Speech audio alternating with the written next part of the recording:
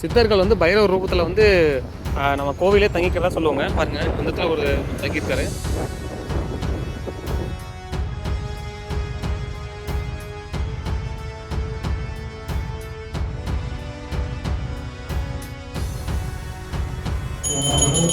ஓம் நமச்சிவாய, ஓம் நமச்சிவாய, ஓம் நமச்சிவாய.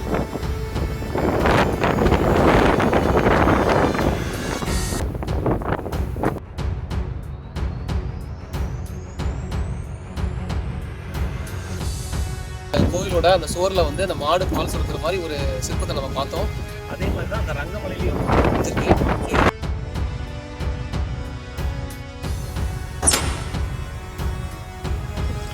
மேலே ஏறி வந்தவுடனே முதல்ல வருது இந்த விநாயகர் கோவில் தான்.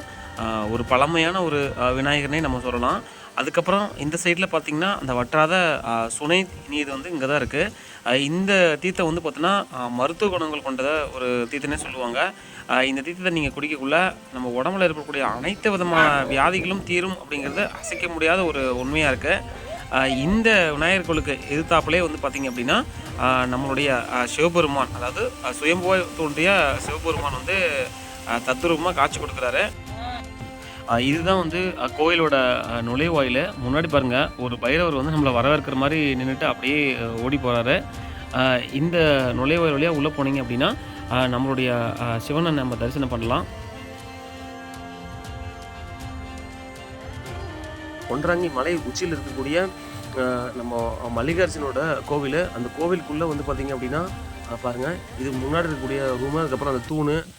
இந்த இடத்துல வந்து பார்த்திங்கன்னா சுவரில் ஒரு பசுமாடு வந்து பால் சொருகிற மாதிரி வந்து பார்த்திங்கன்னா ஒரு சிற்பம் வந்து செதுக்கப்பட்டிருக்கு. ஓம் நமச்சிவாய, தென்னாருடைய சிவனே போற்றி, எந்நாட்டவர்க்கும் விரைவா போற்றி. நம்ம இவ்வளோ நேரம் வந்து கஷ்டப்பட்டு மேலே ஏறி வந்தது இவரை பார்க்க தான் வந்து நம்ம மேலே ஏறி வந்தோம். பாருங்கள், நம்முடைய சிவபெருமான் வந்து எப்படி வந்து காட்சி கொடுக்குறாருன்னு பாருங்கள். சுயம்புலிங்கமாக அழகாக வீற்றிருக்காரு. அதான் உங்களுக்கு நான் காமிச்சிருக்கோம்.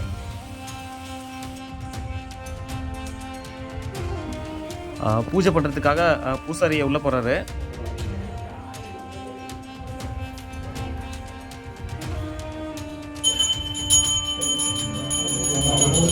ஓம் நமச்சிவாய, ஓம் நமச்சிவாய, ஓம் நமச்சிவாய, ஓம் நமச்சிவாய, ஓம் நமச்சிவாய.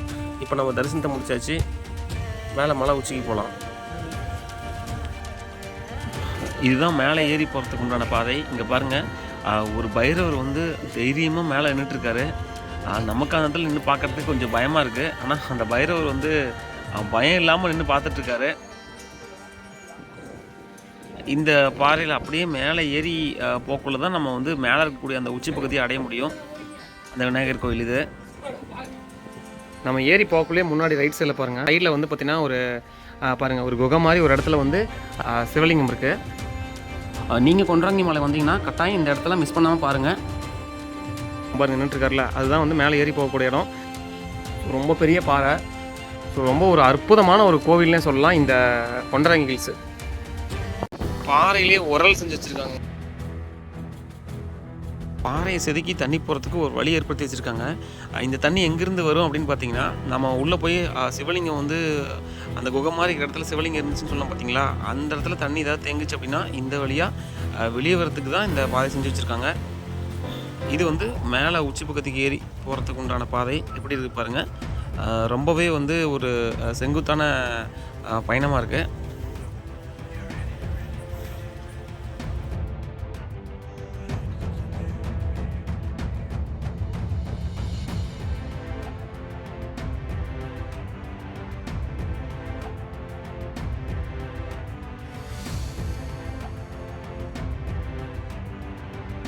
இப்போ நம்ம நின்றுட்டு இருக்கிறது வந்து பார்த்தீங்கன்னா அந்த உச்சி பகுதிக்கு பக்கத்தில் தான் நின்றுருக்கோம். அங்கே ஒரு மலை பூ வடிவில் தெரியுது பார்த்தீங்களா, அந்த மலை தான் வந்து ரங்கமலைன்னு சொல்லுவாங்க. ஏறக்குறைய இந்த மலைக்கு ஈக்குவலான ஒரு ஹைட்டில் இந்த மலை அமைஞ்சிருக்கும். இந்த மலை வந்து பார்த்திங்கன்னா ஏறக்குறைய 3825 அடி உயரத்தில் வந்து இந்த மலை அமைஞ்சிருக்கு. ரொம்பவே வந்து ஒரு பெரிய மலைன்னே சொல்லலாம். அங்கே பாருங்கள், ரங்கமலைன்னு சொல்லுவாங்க. ஸோ அந்த ரங்கமலை உச்சியில் இருக்கக்கூடிய அந்த மல்லிகார்ஜுன சாமி பார்த்தீங்களா, அந்த மல்லீஸ்வரர் கோவிலும் இங்கே இருக்கக்கூடிய இந்த மல்லிகார்ஜுனர் கோவிலையும் வந்து பார்த்திங்கன்னா பாண்டியர் தான் கட்டியிருக்காங்க. அதுக்கு சான்ற உள்ளுக்குள்ளே வந்து பார்த்திங்க அப்படின்னா அந்த மாடு வந்து பால் சுரக்கிற மாதிரி ஒரு சிற்பம் வந்து அந்த செவத்தில் அந்த சுவரில் வந்து பார்த்திங்கன்னா செதுக்கப்பட்டிருக்கு. ஸோ அதனால் அது வந்து பாண்டியர் காலத்து கோவில் அப்படிங்கிறது நம்ம தெளிவாக தெரிஞ்சுக்கலாம். அது மட்டும் இல்லாமல் ஒரு பிரமிப்பாகவும் அமைஞ்சிருக்கு. பாருங்கள், சுற்றிலும் மலைகள் தான். இங்கே பாருங்கள், ஒரு பெரிய ஒரு பள்ளத்தாக்கு. ஸோ ரொம்பவே வந்து ஒரு சூப்பராக அமைஞ்சிருக்கு. மேலே தான் உச்சி பகுதியில் தான் வந்து பார்த்திங்கன்னா அர்ஜுனன் வந்து தவம் செய்ததாக கூறப்படுகிற இடம் வந்து மேலே தான் இருக்குது. அங்கே வந்து நம்ம உட்காந்து தவம் செய்யறதுல வந்து பார்த்திங்கன்னா நம்ம முன்னோர்கள் கூட வந்து நம்ம தொடர்பு கொள்ள முடியும் அப்படிங்கிற விஷயத்த சொல்கிறாங்க. அது மட்டும் இல்லாமல் இந்த மலைக்கு வந்துட்டு போனாலே வந்து நீங்கள் முக்தி அடைஞ்சிடலாம் அப்படிங்கிற ஒரு விஷயத்தையும் சொல்கிறாங்க. மேலே உச்சி பகுதிக்கு வந்தாச்சு. இந்த உச்சி பகுதியிலேருந்து பார்க்கக்குள்ளே பாருங்கள், சுற்றியும் பாருங்கள் எப்படி வந்து தெரியுதுன்னு பாருங்கள். இதுதான் வந்து கொன்றாங்கி மலை உச்சி பகுதி. அந்த கல் தூண் பாருங்கள்,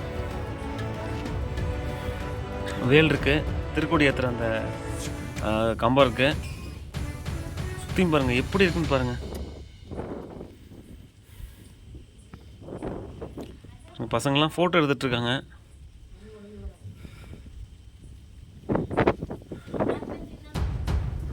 ஸோ அருமையான ஒரு வியூ பாயிண்ட்டு. இந்த இடத்துலேருந்து நம்ம தியானம் செய்யக்குள்ள தான் வந்து நம்ம முன்னோர்கள் கூட ஈஸியாக தொடர்பு கொள்ள முடியும் அப்படிங்கிற விஷயத்த சொல்லுவாங்க. ஒரு பாசிட்டிவ் வைப்ஸ் கிடைக்குது.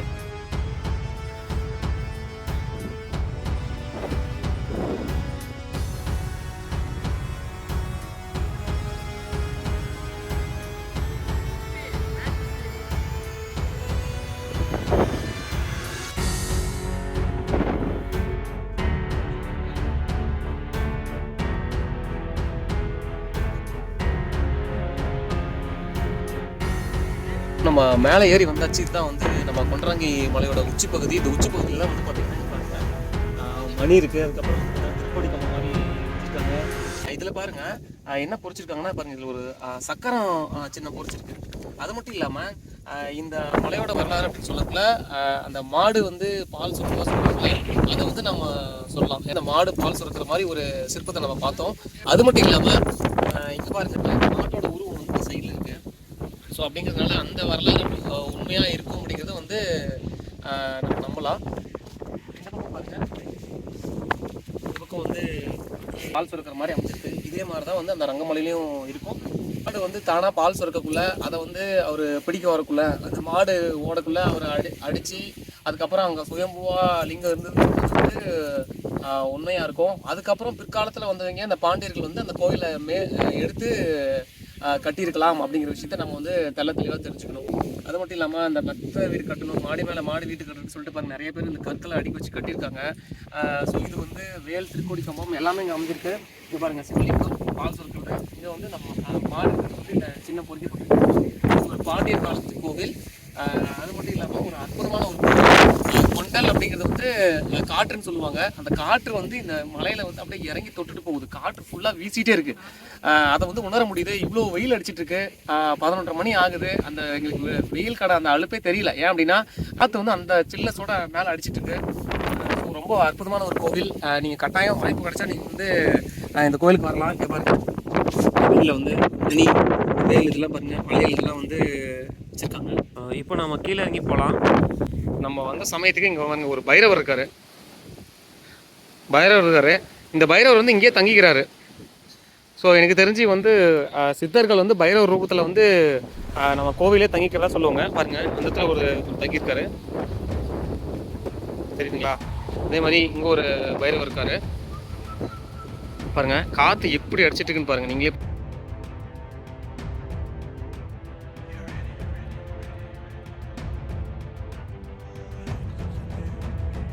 இப்போ நம்ம வந்து மேலே உச்சியிலேருந்து கோயில் இருக்கக்கூடிய இடத்துக்கு நம்ம இறங்கி வந்தாச்சு. இதுக்கப்புறம் அப்படியே கீழே இறங்கி போக வேண்டியதுதான்.